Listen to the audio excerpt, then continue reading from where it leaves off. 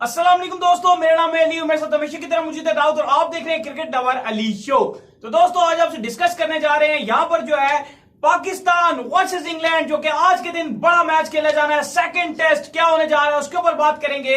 Number 2 पे आप लोगों को बताएंगे कि पाकिस्तान और इंग्लैंड के जो मैच है इसमें वेदर अपडेट कैसा रहेगा, 5 दिन का वेदर क्या कंडीशन लेकर आ रहा है, क्या पाकिस्तान जो है वो सीरीज पहले ही जो है जीतने की कंडीशन से क्या निकल जाएगा, क्योंकि अगर जो है मैच नहीं हो पाता तो पाकिस्तान का फिर सीरीज बराबर करने का चांस है, जीतने का चांस नहीं रहेगा।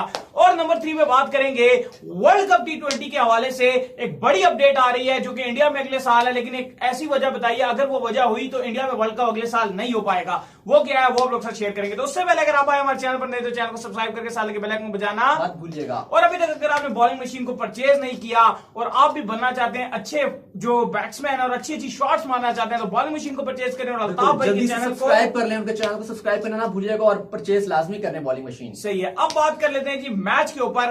तो दाऊद कल जो है आज के दिन जो है वो बड़ा मैच खेला जाना है, पाकिस्तान वर्सेस इंग्लैंड, शानदार किस्म का मुकाबला, सेकंड टेस्ट। क्या कहेंगे पहले ये बताएं कौन सी टीम आपको फेवरेट नजर आ रही है? बिल्कुल अली 3 बजे का बस हम जो है वो टाइम जो है इंतजार कर रहे हैं कि 3 बजे और मैच शुरू हो। आपने फेवरेट की बात किया तो वो तो मैं बताता हूं, लेकिन अगर बात की जाए पहले चेंजेस की अगर बात कर ले तो इंग्लैंड में भी एक तब्दीली दिखाई दे रही है। जैसे कि बेन स्टोक्स हम सबको पता है कि वो न्यूजीलैंड ट्रैवल कर गए अपनी फैमिली के साथ और उनकी रिप्लेसमेंट में जो है वो क्रॉली जो है वो उनकी रिप्लेस करेंगे उन्हें। बाकी तो इंग्लैंड की अभी तक जो खबर आ रही है कि इंग्लैंड सेम ही स्क्वाड उतारेगा।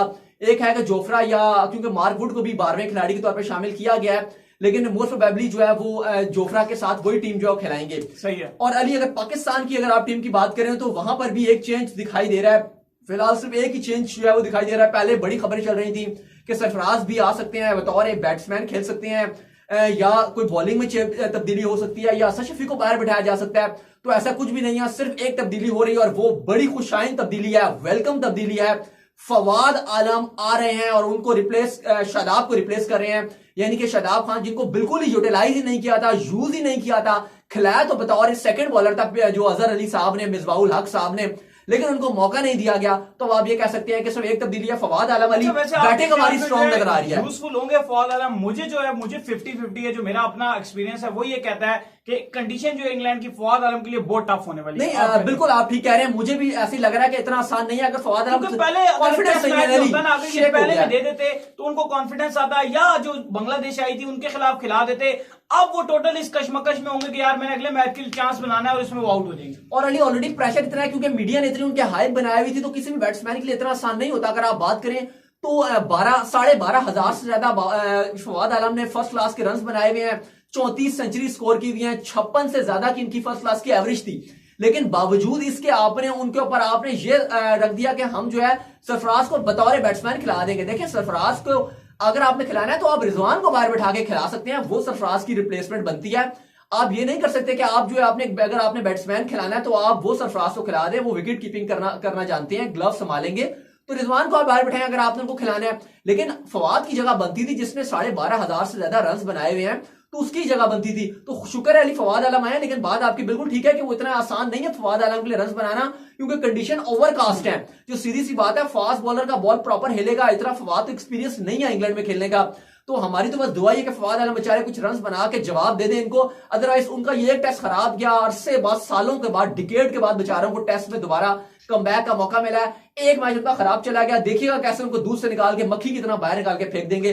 तो हम तो बस यही कहेंगे कि बेचारा अब कुछ कर ले, अल्लाह ताला उसका साथ दे कि किसी तरीके से जो है वो रन बना ले। क्योंकि अली खबरें ये हैं कि फवाद आलम को इसलिए चांस नहीं देते कि मिसबाउल हक का ये कहना है कि जो उनका खड़े होने का स्टैंस है, जैसे वो खड़े होते हैं, जैसे शिव नारायण, चंदर पॉल खड़े होते थे, बड़े प्लेयर थे, लेकिन वो कहते हैं कि उस तरह खड़े होते हैं तो वो कहते हैं कि मुझे टेक्निक पसंद नहीं है। मिसबाउल हक कहते हैं आपका जो स्टीवन स्मिथ है वो भी उसी तरह खड़ा होता है। बिल्कुल वही तो मैं कह रहा हूं। अगर स्पेस में अगर एशिज पूरी देखो उसने कैसे, अगर स्टीवन स्मिथ पाकिस्तान टीम के में होते तो मतलब कि उनकी कोई वो वैसी रिस्पेक्ट वाली बात नहीं है। लेकिन मिसबाउल हक साहब तो कहते हैं कि स्टीवन स्मिथ को भी मैं नहीं खिलाऊंगा, शिव नारायण चंद्र पॉल को नहीं खिलाऊंगा। भाई मिसबाउल हक से ये पूछा जाए कि आपकी क्या टेक्निक थी? आपकी भी तो फॉल्टी टेक्निक थी। आप फिर भी जब वो 10 साल से ज्यादा पाकिस्तान की तरफ से खेल गए तो बात यही आ जाती है। आप सिर्फ टेस्ट के प्लेयर थे, आपको उठा के जबरदस्ती जो है T20 खिलाया, ओडीआई में आपने खेल लिया तो बात वही आ जाती है। आपने उमर अकमल तक का कैरियर, तो आपको ये बिल्कुल आप ठीक कह रहे हैं। आपको सोचना चाहिए कि आप फवाद को खाली इसलिए नहीं खिला रहे भाई, वो 12,500 से ज्यादा रन फर्स्ट क्लास उसने इसी टेक्निक से बनाया है। तो ऐसा आपको गलत ये मिसबाहुल हक की अप्रोच थी। और ये बात अली अगर कोई क्या है कि कहां से पता चली है, तो ये मिसबाहुल हक ने काफी लोगों को बोली है। और इसकी गवाह आलिया रशीद भी हैं, जो जर्नलिस्ट हैं, स्पोर्ट्स जर्नलिस्ट हैं, पाकिस्तान की आप कह सकते हैं पहली फीमेल जर्नलिस्ट हैं।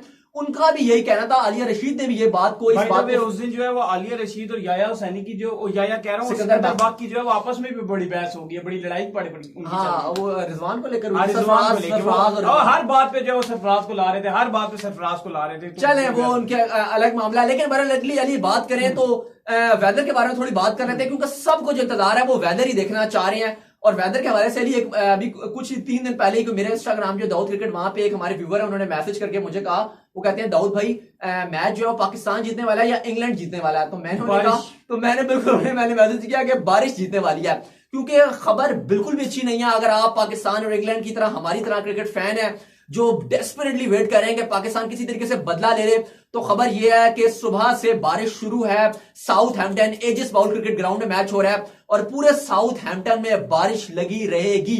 ना सिर्फ आज लगी रहेगी और अभी हो रही है बारिश, बल्कि कल भी, परसों भी, तरसों भी, चरसों भी, 5 के 5 दिन बारिश रहेगी। लेकिन ये है, एक थोड़ा क्लियर कर दूं कि ऐसा नहीं है कि फुल टाइम में बारिश लगी रहेगी, बीच बीच में बारिश रुकेगी। तो मतलब इसका मतलब तो ये है कि इंग्लैंड के लिए तो ये बहुत ही फायदेमंद साबित होने जा रही है और पाकिस्तान के लिए बहुत ही नुकसानदेह साबित होने जा रही है, क्योंकि इंग्लैंड में अगर ये बारिश लगी रहती है तो इंग्लैंड इस सीरीज को हारने की कंडीशन से बिल्कुल निकल जाएगा और पाकिस्तान जो है इसको जीतने की कंडीशन से। और फिर मैं मजे की आपको बात बताऊं, अगर ये मैच ड्रॉ हो जाता है तो पाकिस्तान 3rd टेस्ट जीत जाएगा, क्योंकि लास्ट जो हमारे 2 इंग्लैंड के टूर रहे हैं, लास्ट 2 टूर वो हम हारे नहीं है, वो हम ड्रॉ करके आए हैं। तो ये तीसरा भी टूर जो हमारा कॉन्सेप्टिव टूर ड्रॉ हो जाएगा। ड्रॉ भी करके आते हैं तो हम बहुत बड़ी खुशियां मनाते हैं, ये क्या वजह है? और हम फिर खुशियां मनाएंगे दोबारा, क्योंकि फाइनल टेस्ट हम ही जीते होंगे तो बहुत खुशियां मनाई जाएंगी। आप वो फिक्र ना करें, खुशियां बहुत मनाई जाएंगी। ड्रॉ करने में भी खुशियां मनाते हैं। और ऐसा ही नजर आ रहा है, क्योंकि ये टेस्ट अगर मैं आपको बताऊं तो 60-70% ऐसा ही है कि ये ड्रॉ की तरफ जाएगा। जाहिर है 4 इनिंग्स खेलना मुश्किल होगा, लेकिन एक बात भी है कि जैसे नसीम शाह भी क्योंकि खेल रहे हैं, अब्बास भी हैं, शाहीन शाह अफरीदी भी हैं, अगर आप कहें कि अगर धूम मचा दी ना इन्होंने, तो ये फिर टेस्ट ऐसा भी हो सकता है। और इंग्लैंड की बॉलिंग अटैक भी बहुत टफ है, तो अगर प्रॉपर बैटिंग थोड़ा टाइम भी मिला तो ये 3 दिन का ही मैच बनता है। वैसे पैचेस में अगर जाएगा तो चले 5 दिन ले लें, क्योंकि बारिश जो है वो फिर मैच को आप कह सकते हैं कि ओवरकास्ट कंडीशन, ड्यूक्स का बॉल, नसीम शाह बॉल, वहां से जोफ्रा, यहां से अब्बास और शाहीन, तो वहां से आप कह लें जिमी एंडरसन, स्टूट ब्रॉड आ जाएंगे, तो आसान बिल्कुल भी नहीं होगा। बिल्कुल सही कह रहे हैं जी, आसान नहीं होगा, बड़ी मुश्किल होगी। लेकिन वेदर के मुताबिक जो है वो 5 दिन जो है लगातार बारिश है।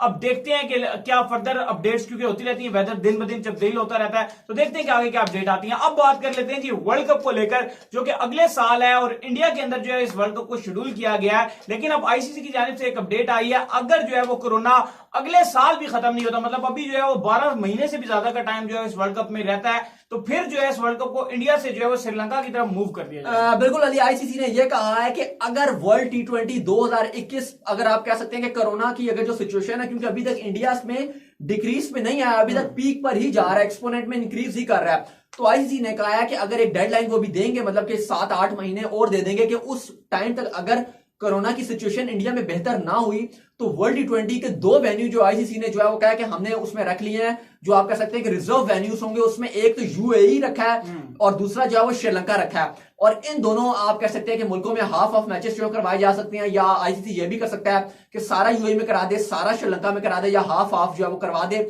लेकिन इंडिया से ले लिया जाएगा अगर कोरोना की सिचुएशन बेहतर ना हुई। क्योंकि अब आईसीसी ये भी चाह रहे हैं ना कि हमें जो क्राउड बिठाने की प्रॉपर इजाजत हो, बेशक हम जो एसओपीज को फॉलो कर लें, लेकिन क्राउड को बिठाने की इजाजत आईसीसी अब चाहता है कि एटलीस्ट स्टेडियम में वर्ल्ड कप में हो। जब भी आईसीसी ने इतना लेट किया, अगर आप कहें तो 1 साल से भी ज्यादा, 1 साल 3-4 महीने जो है वो लेट किया है, तो आईसीसी यही एक्सपेक्ट कर रहा है कि अब जो है वो हमें क्राउड भी देखने को जो वर्ल्ड कप में मिले। तो खबर यही है, अगर भारत काबू ना पाया कोरोना वायरस पे तो वर्ल्ड कप की मेजबानी छिन जाएगी। बिल्कुल जी, तो उम्मीद करते हैं कि आपको हमारी ये वीडियो आई होगी पसंद। अगर आई है पसंद तो वीडियो को कीजिए लाइक, चैनल को अभी तक अगर आपने सब्सक्राइब नहीं किया तो क्या कर रहे हैं, सब्सक्राइब लाजमी करें, और दाऊद को फॉलो करें, इंस्टाग्राम पे दाऊद मौजूद है। बिल्कुल, आप मुझे इंस्टाग्राम में फॉलो करें, मैं मौजूद हूं दाऊद क्रिकेट के नाम। और सेकंड चैनल को भी हमारे सब्सक्राइब करें, लिंक इन द डिस्क्रिप्शन है, यूनिक फैक्ट्स के नाम से है। और मुझे भी फॉलो कर सकते हैं अगर दिल करे तो, क्रिकेट लवर अली के नाम से, जो इंस्टाग्राम पे मौजूद है। और बॉलिंग मशीन लेना मत भूलिएगा। फिर आप लोग से मिलते हैं नेक्स्ट वीडियो में, तब तक के लिए अल्लाह हाफिज़।